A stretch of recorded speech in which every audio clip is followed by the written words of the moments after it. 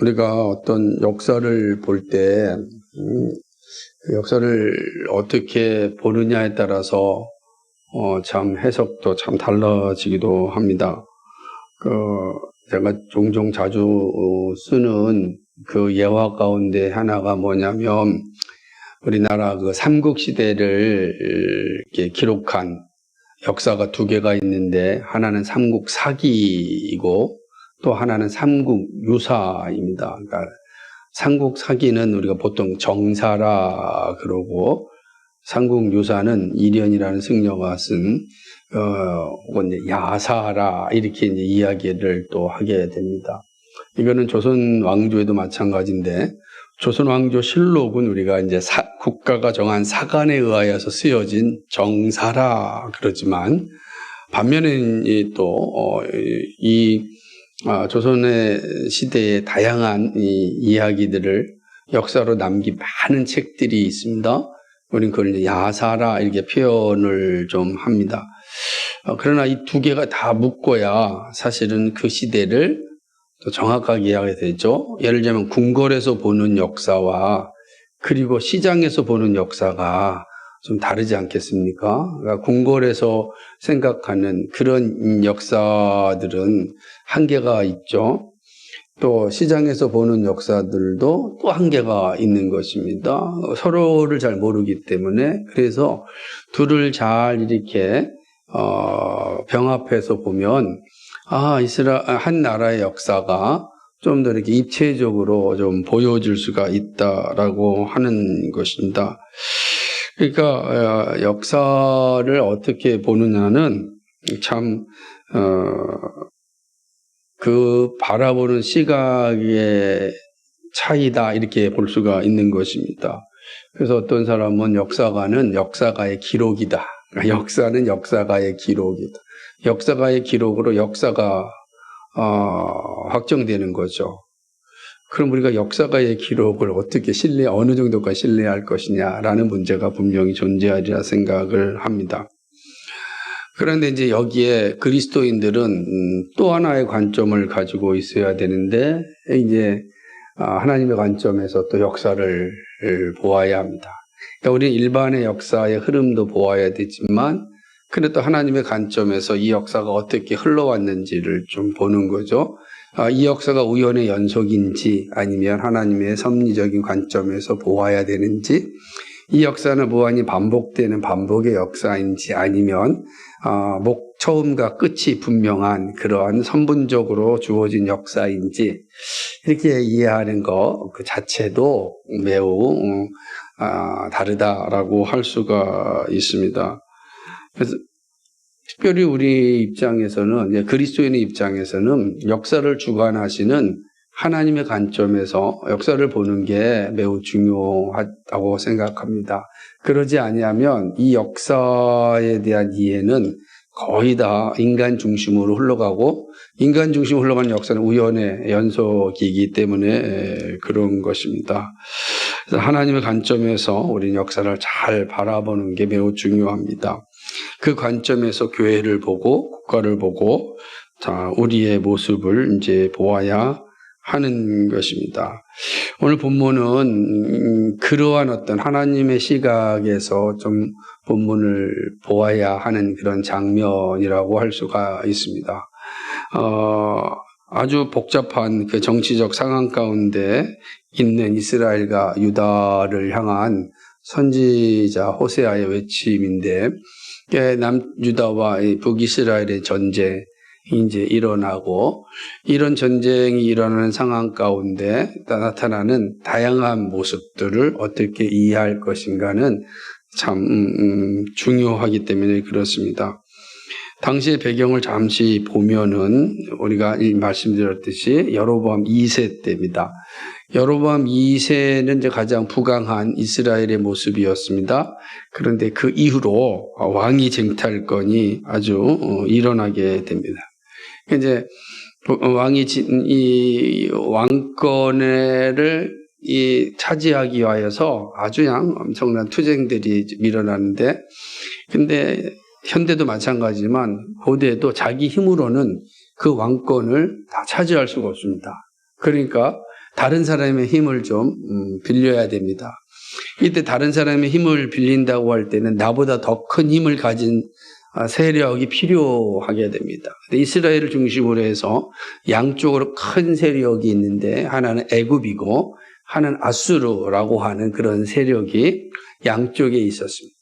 그리고 이스라엘은 언제든지 이 양쪽 세력과의 관계를 맺게 되는 것. 마치 우리는 조선시대 때 명나라 또 있죠. 당나라, 다 이런 청나라, 이런 중국과의 관계를 어떻게 맺느냐는 주변에 있는 뭐 일본이라든지 혹은 또 이제 그 몽골이라든지 이런 지역과의 관계를 어떻게 가져야 되는지도 되게 결정이 되는 것처럼 이 시대도 마찬가지였습니다. 이때 이제 그 이후에 나타나는 왕들 가운데 어떤 왕은 애굽과 또 이 수교를 맺고 또 어떤 왕은 아수르와 이제 수교를 맺고 이렇게 쓰게 되는 것입니다.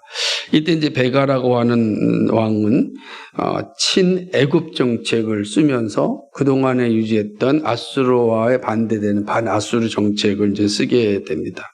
근데 이때 또 유다는 친아수르 정책을 씁니다. 이때 유다 때. 그러니까 반아수르 정책을 쓴 왕과 친아수르 정책을 쓰는 남쪽 유다와 북쪽 이스라엘의 관계를 이제 보게 되는 것이죠.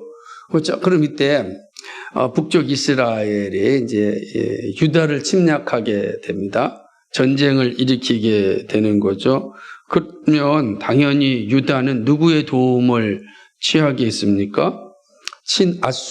아수르와 동맹을 맺었기 때문에 아수르에게 이제 도움을 요청하게 되는 것입니다. 이런 상황들이 이제 주어지게 되죠. 그리고 그 아수르의 힘으로 이스라엘을 이제 물리치게 되는 것입니다.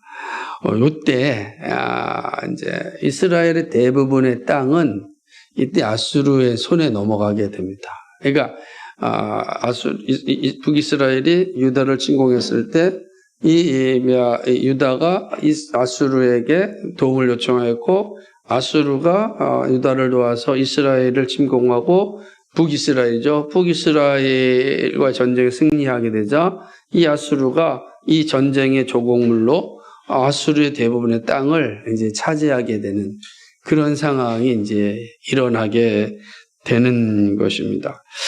그러나 유다 역시 얼마 지나지 않아서 에돔과 블레셋의 침략으로 말미암아서 그들 역시도 이제 멸망하는 자리에 이르게 되는 것입니다. 그러니까 이 유다도 자기 힘으로 이런 것이 아니라 또 주변국의 힘으로 자기의 권력을 지켰기 때문에 그 시간이 오래가지 못하였다라고 하는 것이죠. 이런 현실로 인해서 당시 사람들은 국제 정치나 이런 거에 매우 민감하였습니다. 그러니까 이런 민감한 시기에 호세아는 하나님의 관점으로 역사를 보고 하나님의 말씀을 담대하게 전파합니다. 그러니까 이런 국제적 정세에 보게 되면 사람들은 우리가 어디 편에 가야 될까?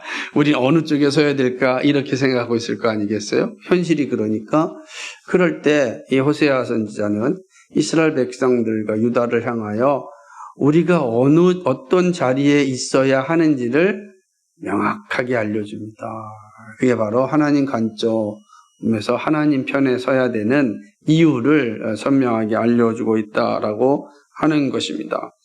호세아는 이스라엘에 불어닥칠 전쟁을 이제 선포하는데 8절과 9절을 보게 되면 너희가 기브아에서 나팔을 불며 라마에서 호각을 불며 벳 아웬에서 깨우쳐 소리하기를 베냐민아 내 뒤를 쫓는다 할지어다. 견책하는 날에 에브라임이 황무할 것이요 내가 이스라엘 지파 중에 필연 있을 것을 보였노라. 이렇게 말씀하고 있습니다. 그러니까 여기서 보는 기브와 라마 이런 데는 어디냐면은 이스라엘의 아주 높은 지형입니다.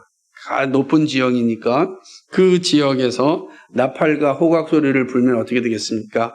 그 밑에 있는 모든 백성들에게 다 이제 알려지는 거죠. 보통 이제 나팔은 전쟁 나팔이니까 나팔 소리로 침략군이 온다, 이런 소리를 전하는 거니까 거기서 기브아에서 나팔을 불고 라마에서 호각을 분다. 전쟁이 시작됐다. 아웨에는 베델을 의미한 베델. 베델도 높은 지형은 아니지만 그러나 아이성에서 여리고를 지나서 아이성에서 그 위에 올라가는 지역이니까 높지는 않지만 그러나 그 베델 밑으로 또 마을이 형성되어 있기 때문에 베델에서도 나팔을 불면 그 밑에 있는 모든 백성들에게 그 소리가 다 들려졌습니다. 베냐민아 내 뒤를 쫓는다 이렇게 할지어다라고 하는 것이죠. 베냐민 지역은 이제 예루살렘 수도가 있는 지역입니다. 그러니까 베냐민아 내 뒤를 쫓는다 그러고 또 견책하는 날. 견책하는 건 심판하는 건데 심판하는데 에브라임이 황무할 것이다 이렇게 이야기합니다. 에브라임은 또 이스라엘 땅을 의미합니다. 그러니까 하나님께서 이 땅을 다 황무하게 하실 것이다 라고 이야기하는 것이죠. 그러니까 베냐민의 뒤를 따라서 이제 이방인들이 공격을 해오고 이제 이스라엘도 마찬가지 이제 그런 어떤 전쟁의 회오리 속에 들어가는 것을 이제 의미하는 것입니다. 이때 이제 이스라엘이 황무할 것이다라고 말씀함으로써 이스라엘 전역에 이제 하나님의 심판이 임한 것을 보게 되는 것입니다. 근데 이때 보게 되면은 갑자기 10절 말씀에도 유다 지도자들은 이렇게 또 하면서 유다 지도자들에 대한 심판을 하는데 유다 지도자들은 경계표를 옮기는 자 같으니 내가 나의 진노를 저희에게 물같이 부으리라 이렇게 말씀하는 것입니다. 경계표라고 하는 것은 두 가지 의미가 있는데 경계표는 이겁니다. 각각 각자가 소유한 땅을 표시하는 겁니다. 그러니까 토지는 하나님의 것이기 때문에 토지를 다 각 사람들에게 나눠줬고 그 자기 토지를 알려주는 경계표를 이제 이렇게 다 만들어 놨습니다. 그래서 그건 옮기지 못해요. 왜? 하나님이 정하신 거니까 경계표를 옮기지 못합니다. 만약 경계표를 옮겼다는 건 어떤 겁니까? 다른 사람의 땅을 도둑질했다든지 약탈하였다든지 뭐 이런 게 된 거죠. 그 결국은 하나님의 법을 불순종하게 되는 그런 상황을 의미하는 것입니다. 그래서 토지가 없어지면은 삶의 기반 자체가 무너지기 때문에 율법으로 이 토지 경계표는 반드시 규정하여서 움직이지 못하게 하였습니다.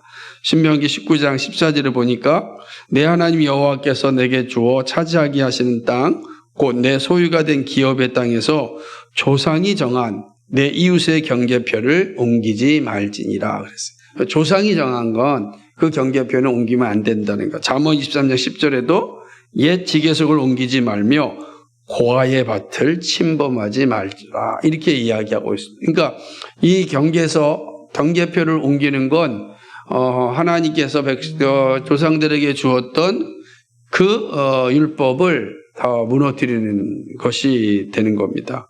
그러니까 이거는 근데 이걸 누가 했다고요? 유다의 지도자들이 그렇게 했다는 거예요. 그러니까 지도자들이 앞장서서 뭐 한 거예요? 하나님의 법을 어긴 겁니다. 불순종한 겁니다. 하나님의 법을 파기한 행위죠.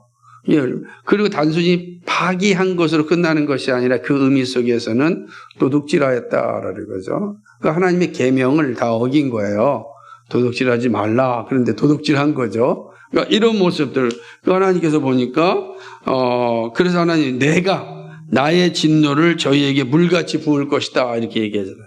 하나님의 강조 내가 나의 진노를 유다 지도자들이 물같이 부은다라는 건 우리가 어떤 걸 생각하냐면 홍수 심판처럼 완전히 그냥 심판하시겠다는 거였습니다. 그러니까 이런 어떤 유다 지도자들의 행위에 대하여 하나님께서 심판하시는 것을 이제 보게 되어져 있습니다. 근데 이것이 이제 일반적으로 물리적인 그런 내용이기도 하지만 그런 영적인 의미로 또 생각할 수가 있는데 경계표를 옮겼다라고 하는 것은 어떤 영적인 의미를 가지고 있냐면 그러니까 이스라엘 백성들이 그러니까 하나님을 섬기는 그런 믿음의 자리에서 바알을 섬기는 그런 우상숭배의 자리로 옮겨갔다.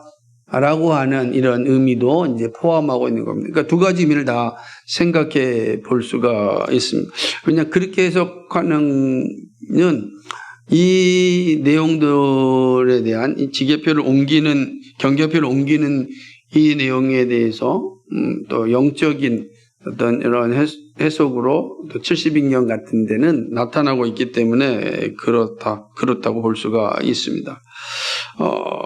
그러므로 이 북쪽 이스라엘 역시 하나님의 심판받기에 합당하였습니다. 그래서 하지 말라고 하는데 또 이런 일을 행할 때 하나님께서는 아주 분명한 이제 심판을 하셨다라고 하는 것이죠.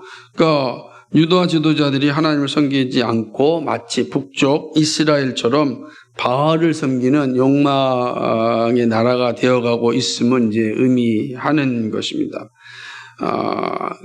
결국은 뭐 육적인, 그러니까 물리적인 내용이든지 영적인 내용이든지 다 하나님의 법을 어긴 범죄입니다. 그런 하나님이 이 죄에 대하여 물로서 같은 심판을 내리시겠다라고 이야기하는 것입니다. 그런데 이제 유다는 이렇게 경계표를 옮기는 죄를 범하였다면 이스라엘이 범한 죄가 있는데 11절인데 같이 한번 읽어볼까요? 시작. 에브라임은 사람의 명령 뒤따르기를 좋아하므로 학대를 받고 재판의 압제를 당하는 것. 에브라임은 사람의 명령 뒤따르기를 좋아했다. 이렇게 말하고 있어요. 그래서 학대받고 재판의 압제를 당한 겁니다. 사람을 의지하였던 이스라엘에게는 하나님이 주시는 평안이 없습니다. 결국 이들에게는 하나님의 심판만이 있습니다. 그죠? 사람의 명령, 어떤 의미를 가지고 있겠어요? 사람의 명령을 뒤따르기를 좋아했다. 그럼 여기서 사람의 명령이라고 할 때는 이스라엘 백성들이 하나님을 의지하지 않고 보이는 권력을 의지하였다라는 의미를 가지고 있는 거예요. 그 뭐죠? 바로 아수르라는 건 이제 이런 보이는 권력들을 의지하면서 살아가는 모습들을 이제 보게 되는 것입니다. 그러니까 눈앞에 보이는 권력들 또는 뭐 애굽이든지 아수르라든지 이런 권력들을 왔다 갔다 의지하다가 결국 이제 뭐 하나님의 버리심을 받는 그런 장면을 이제 보게 되는. 그러니까 이런 모습들이 이제 아주 비일비재하였던 것을 보게 되는 것이죠. 그러니까 또 하나는 이게 뭐냐면 사람의 명령을 뒤따르기를 좋아했다라는 것도 또 하나는 이제 우상숭배를 또 의미하기도 합니다. 그러니까 보이는 권력을 따르기도 했지만 또 보이지 않지만 그러나 이 인간 세계 속에서 강력한 힘을 가지고 있는 우상을 섬기는 그런 이스라엘 백성들을 향해서 하나님께서 심판하셨다라고 하는 것이죠.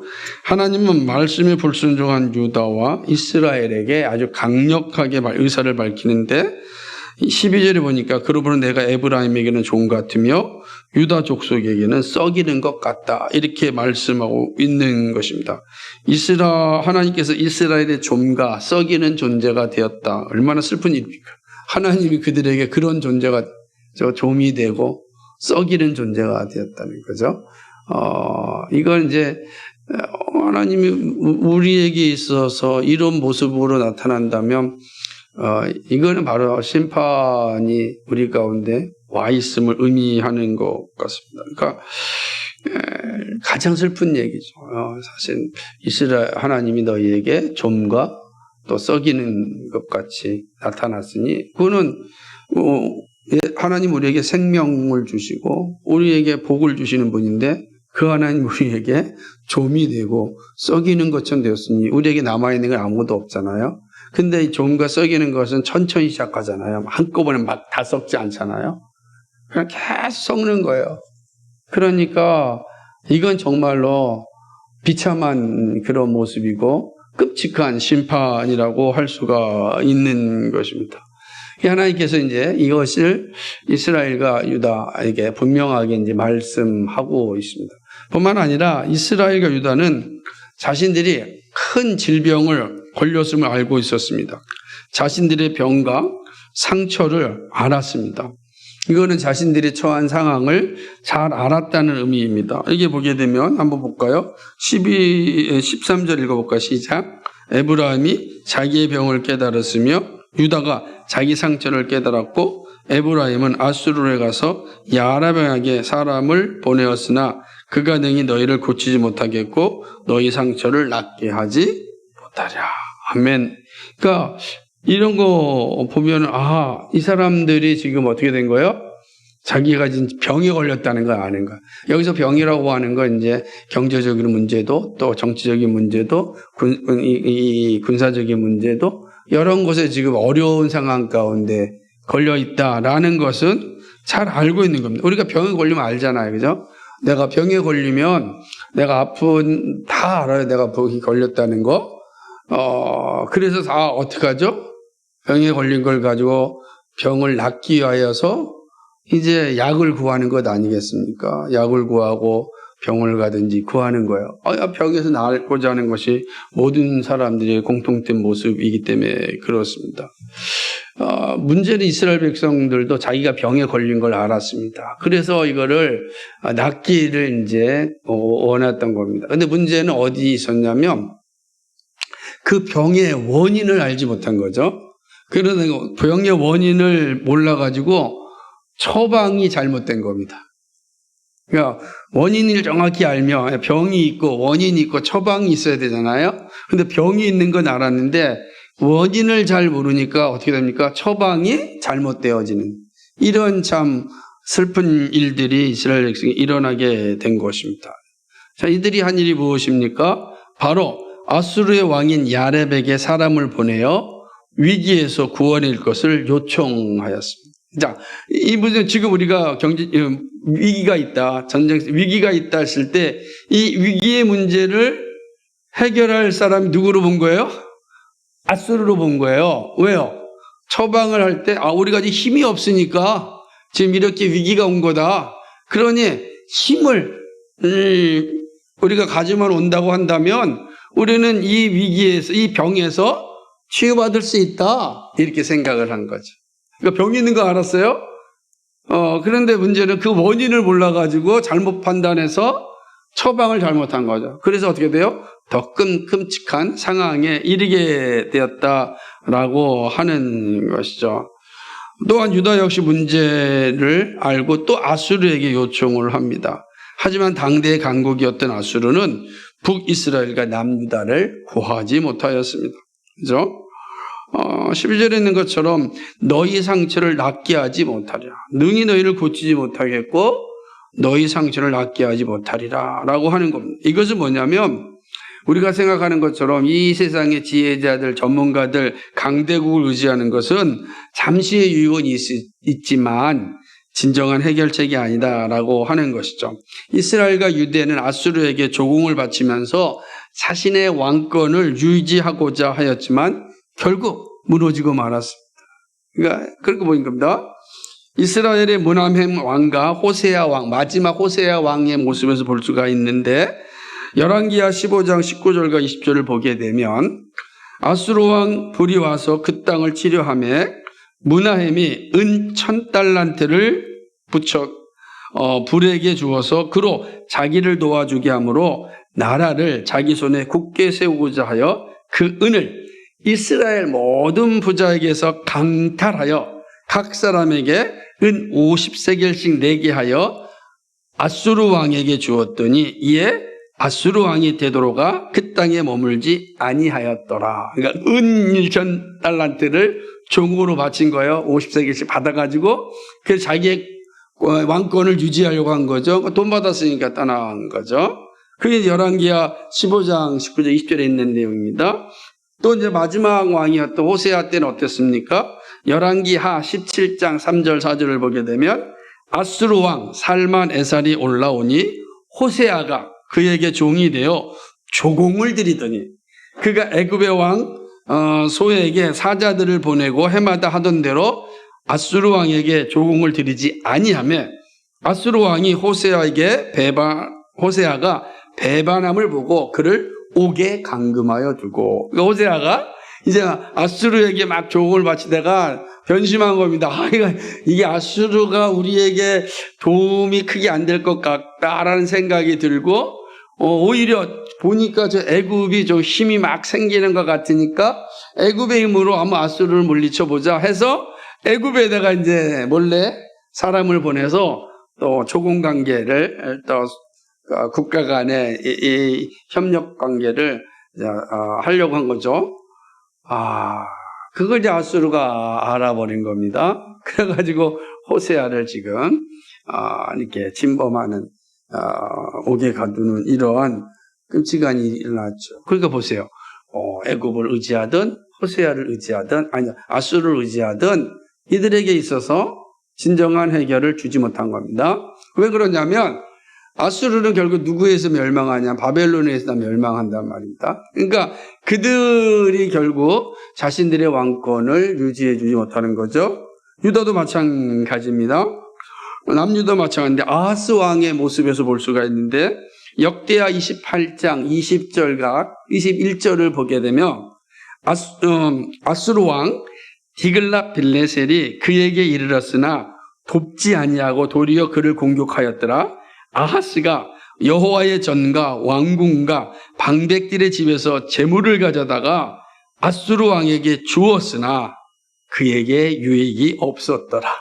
그가 그냥 방백 왕궁 하나님의 전 왕궁 방백들 집에서 그냥 재물을 돈을 다 가져가지고 누구한테 줬어요? 아수르 왕에게 줬습니다.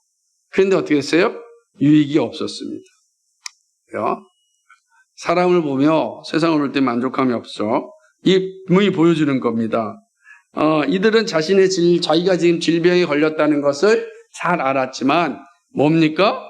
바른 처방을 하지 않으므로 오히려 더 큰 질병에 걸린 거죠.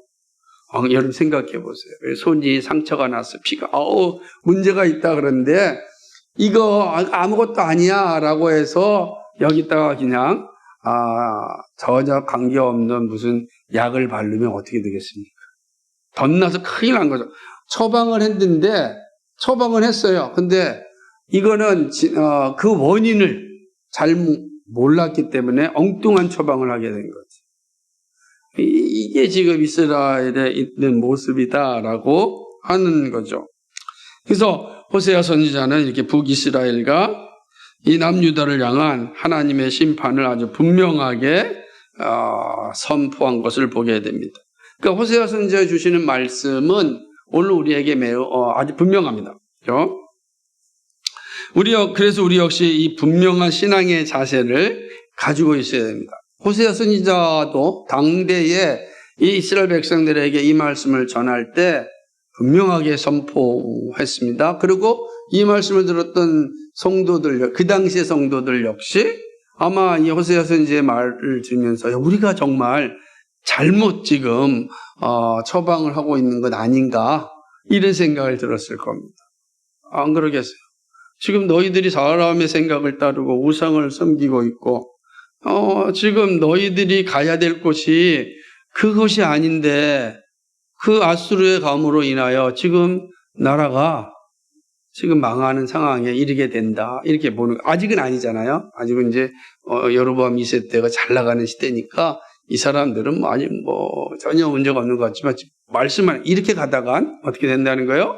결국은 멸망하게 될 것이다. 그리고 실제로 그걸 이제 보여주고 있는 것입니다. 역사적 상황을. 그러니까 지금 이제 이런 상황들은 아마 당시에 그 이스라엘 백성들에게 큰 충격이 줬던 말씀이지만 동시에 오늘 우리에게도 이 말씀 매우 중요한 교훈을 가지고 있다라고 할 수 있습니다. 그래서 오늘 우리는 우리에게 주는 이 교훈은 우리에게는 어떻게 이 말씀 의미가 있을까? 그죠? 우리는 남유다도 아니고 북이스라엘도 아니고 대한민국에 사는 우리에게 오늘 이 호세아 선지자가 주신 말씀은 어떤 의미가 있는가 생각을 해야 됩니다. 저는 두 가지인데 첫 번째는 믿음의 길은 선택의 기로에서 항상 복음을 따라간다라는 겁니다. 이게 되게 중요한 요소인데 우리는 사람을 보며 세상을 볼 때 만족감이 없다고 노래합니다. 근데 이것은 노래에서만 끝나는 것이 아닙니다. 이게 우리의 신앙 고백입니다. 그렇죠? 사람을 보며 세상을 볼 때는 만족감이 없습니다. 우리가 사람과 세상에 만족감을 가지면 더 이상 하나님을 찾지 않습니다. 그렇게 되어 있어요. 그러니까 만족감이 없어요. 왜냐하면 실제로는 만족감이 없는데 만족을 준다고 착각할 때가 많이 있습니다. 북이스라엘의 남유다는 사람을 보고 세상을 보면서 만족감을 얻으려고 하였습니다. 아수르가 우리에게 만족감을 줄 것이다. 이 모든 위기와 질병에서 아수르가 우리에게 또는 이방인들이 섬기는 우상들이 우리의 문제를 해결해 줄 것이다 생각을 하였습니다. 그러나 실패하였습니다. 그리고 오히려 만족이 아니라 심판에 이르게 되었습니다. 사람을 의지하는 건 생명을 보존하지 못해. 더군다나 하나님의 선택받은 백성들에게 있어서 이 말씀을 중요합니다. 그러니까 하나님의 백성이 아닌 사람들이 이미 멸망의 자리에 있으니까 의미가 없어요. 하나님의 백성들 우리에게 주시는 거란 말이에요. 그러나 하나님의 백성들에게 분명히 이야기하는 게 뭐냐? 야, 사람을 보며 세상을 도 만족감이 없는 게 진리다. 우리는 사람과 세상은 우리에게 만족감을 주는 것 같지만 결코 주지 못한다. 그거를 우리가 명확하게 인식하고 있어야 된다. 그럼 믿음의 길이는 어떤 것이냐? 항상 삶의 선택에 있을 때 사람과 세상의 길이 아니라 복음으로 선택해야 된다. 그걸 예수님께서 이렇게 말씀하셨는데 마태복음 6장 19절부터 20절에 보면 매우 의미심장한 말씀입니다. 너희를 위하여 보물을 땅에 쌓아두지 말라. 거기는 좀과 동록이 해하며 도둑이 구멍을 뚫고 도둑질하느니라. 오직 너희를 위하여 보물을 하늘에 쌓아두라. 거기는 좀이나 동록이 해하지 못하며 도둑이 구멍을 뚫지도 못하고 도둑질도 못하느니라. 아멘. 보물을 땅에 쌓아두면 좀이 먹고 녹이 쓸어서 망가집니다. 그래 되는 거예요. 그러니까 보물이 보물의 기능을 하지 못하는 거죠. 그뿐만 아니라 땅에는 이 도둑놈들이 많아가지고 언제든지 그 보물을 가져가려고 온갖 짓을 하는 거죠. 이방의 모든 약탈꾼들이 다 그런 것 아니겠어요? 작은 곳도 그런데 큰 나라도 마찬가지예요. 이 세계의 모든 전쟁이 다 뭡니까? 땅 따먹기와 또 하나는 자원을 갈취하기 위한 전쟁 아니겠어요? 다 그런 전쟁. 그게 인류 역사의 모습이라고 할 수가 있습니다. 그러니까 이 땅에 쌓아놓는 게 영원할 것 같지만 그러지 않다. 더 큰 도둑놈이 오면 뺏어가는 거예요. 다 도둑놈들이죠. 뭐 남의 나라 가서 뺏어가는 거. 그러지 않겠습니까? 제가 얼마 전에 보니까 이집트에 가면 눅소르라고 하는 신전이 있는데 눅소르라는 신전 앞에 오벨리스크가 크게 이제 서 있는데 하나밖에 없는 거예요. 하나. 그 하나가 어디 있느냐? 파리에. 아니가 왜 이집트의 거를 왜 파리에가 있습니까? 약탈해 간 거죠. 그는 우리가 잘 알고는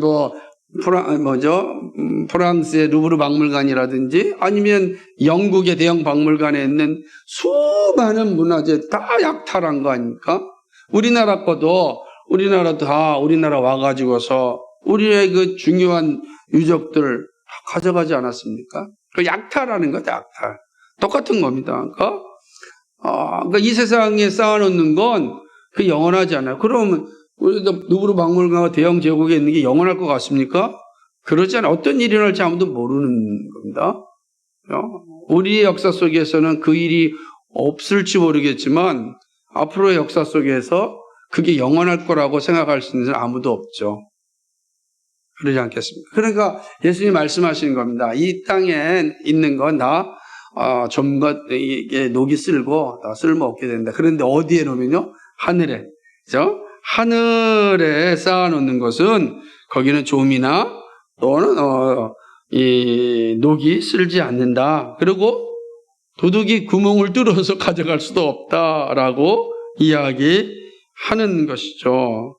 이게 되게 중요한 가르침입니다. 도대체 우리가 의지하고 소망하고 선택해야 될 것이 무엇인지를 잘 보여주는 거죠. 사실요, 우리의 신앙의 연속은 신앙은 항상 선택의 연속이라고 이제 말할 수, 항상 선택. 작은 것으로 큰 것까지 늘 선택하지 않습니까? 이걸 해야 될까? 정말 이게 하나님의 뜻인가? 이게, 정말, 나의 욕망인가? 이게 항상죠. 이게 하나님 비전인가? 나의 욕망인가? 이 끊임없이 선택하는 길에 서게 되는 것입니다. 선택의 자리에 있을 때 참된 신앙은 사람과 세상의 지혜와 물질과 권력이 아니라 선택하는 건 복음이라는 거예요. 항상 복음으로 선택하는 겁니다. 그거죠. 그 말씀 안에서 내가 가야 할 길을 항상 선택해야 됩니다. 이거 한 번 하고 끝나는 게 아닙니다. 신앙 좋을 때만 하고 끝나는 게 아니고 일생 동안 해야 될 작업이죠. 왜냐하면 우리가 믿음이 흔들릴 때도 끊임없이 붙잡아야 될 것은 말씀이 나의 삶의 기준이 되어야 된다는 거예요. 그런데 실제로 우리가 믿음이 침체가 되면 말씀이 우리의 삶을 지배하지 못할 때가 태반이 되는 겁니다. 그러니까 선택할 때 보면은 성공과 물질과 다회적인 것들이 우리의 선택의 중심이 될 때가 많이 있기 때문에 그렇습니다. 그러나 우리는 기억해야 할 것은 예수 그리스도의 복음이 선택의 우선순위여야 됩니다. 이스라엘이 실패한 것은 선택의 순간에 말씀에 불순종하였습니다. 그리고 사람을 선택하였습니다. 그리고 징계의 자리에 이르렀습니다. 그러니까 이러한 모습들을 우리가 살피면서 믿음의 사람들로서 선택의 연속인 인생에서 정말 복음을 따라가는 그런 참 믿음을 소유할 수 있기를 바랍니다. 여러분 항상 이 믿음, 선택의 연속에서 우리가 결정하는 기준은 늘 복음이다. 예수 그리스도의 복음. 그것이 분명해야만 우리가 부끄러움의 자리에 떨어지지 않는다는 것입니다. 또한 두 번째는 하나님이 문제를 풀어주지 아니하면 누구도 풀 수 없다라는 사실입니다.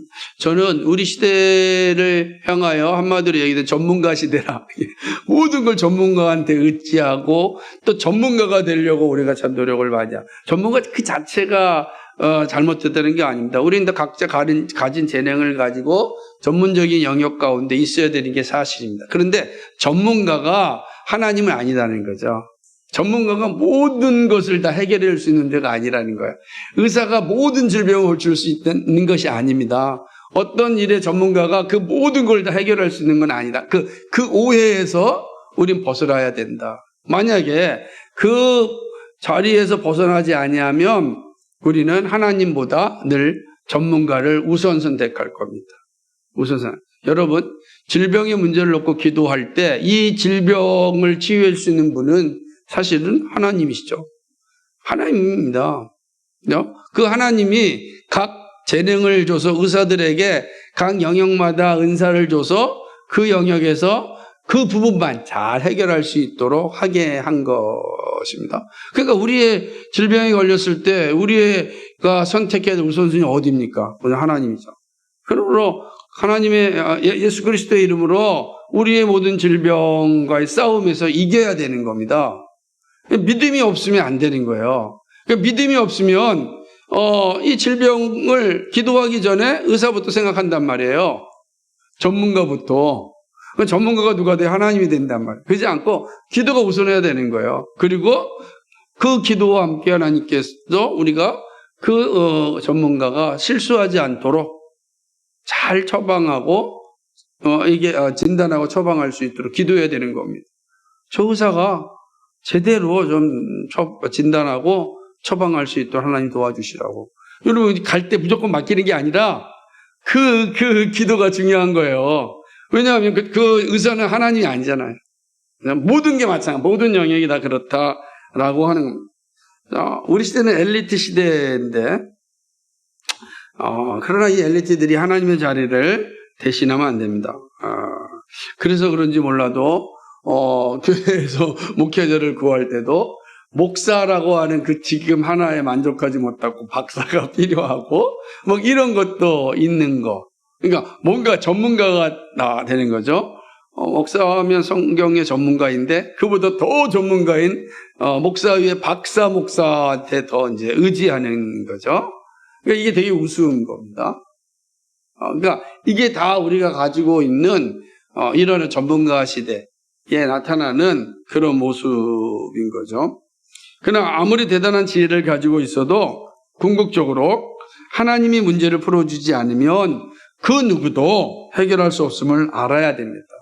이스라엘은 자신의 병을 알았습니다. 국가의 문제도 알았습니다. 그런데 원인을 몰라서 처방을 잘못합니다. 그리고 잘못했기 때문에 결국은 멸망의 자리에 이르게 됩니다. 자신들의 병이 어디서 왔는지 몰랐습니다. 그러다 보니 보이는 질병으로만 처방을 하였습니다. 치유가 되지 않은 것입니다. 이스라엘의 이 모든 질병의 원인이 어디 있었습니까? 하나님의 말씀에서 떠난 것에 있었습니다. 그러니까 지금 외적인 세력들이 문제를 일으킨 게 아니고 지금 내적으로 하나님의 말씀에서 떠났어요. 그래서 뭘 성격했어요? 아니, 사람의 생각을 뒤따랐어요. 그 뭐였습니까? 정교표를 옮겼어요. 다 자신의 생각. 말씀에서 떠난 거. 그게 원인인데, 그거는 그 원인이 찾지 않으니까 다른 것에서 자꾸만 찾으려고 하는 것. 처방을 내리려고 하는 것. 다른 것에서. 그러니 되겠습니까? 안 된다라는 거죠. 이게 이제 끔찍한 거죠. 말씀을 불순종하고 보이는 물질적 욕망을 탐하였습니다. 물질로 하나님만 섬기면 된다고 생각하였습니다. 그런데 거기에는 공의도 없고 인자도 없습니다. 그러므로 아무리 제사를 드려도 답을 얻을 수 없었습니다. 지난번에 먼저 소떼와 양떼를 가져와도 하나님 찾을 수가 없는 거예요. 소떼와 양떼를 가지고 와서 제사를 드려도 만날 수가 없는 거예요. 그러니까 하나님을 만나지 못하니까, 답을 찾지 못하니까 뭐 하는 거예요? 사람의 생각으로 가는 거예요. 그러나 우리가 기억해야 될 것은 우리가 끝까지 찾아가 엎드려야 할 분은 바로 예수 그리스도입니다. 그죠? 만약 예수 그리스도를 만나지 못하면 우리는 이 세상의 것을 찾게 됩니다. 역시 돈이 최고지, 역시 권력이 있어야 돼, 역시 사람은 즐기는 맛이 있어야 돼, 이런 겁니다. 즐김이 없는 인생처럼 정말 재미없는 게 어디 있나? 이렇게 이야기를 합니다. 그러니까 이런 모습들, 그러니까 하나님을 찾지 않냐면 예수님을 찾지 않냐면 다른 것에서 나의 것들을 채우려고 하는 것입니다. 그러나 영적인 것이 해결되지 않는 한 인생에 결코 소망은 없습니다. 이스라엘의 문제 그리고 우리의 문제는 항상 영적인 것에 있다. 그리고 영적인 문제가 해결돼야 되는데 이건 하나님 외에는 해결할 방법이 없죠. 그죠? 예수 그리스도만이 우리의 문제 해결해 주실 수가 있다라고 있는 것입니다. 사람의 지혜가 아니라 복음입니다. 그러므로 우리가 생명을 바쳐야 될 곳은 어디겠습니까? 복음입니다. 여러분, 무엇을 하든지 간에 예수 그리스도의 복음이 우리 생명이 되어야 됩니다. 그렇죠? 이거는 그리스도인들이기 때문에 그런 거예요. 세상 사람들한테 그렇게 말할 의미가 없죠. 우리는 선택받은 하나님의 자녀이기 때문에 우리가 살 길은 바로 예수 그리스도의 복음입니다. 그래 이 복음의 관점에서 세상을 이해하고 나를 이해하고 또 하나님 나라를 바라보는 겁니다.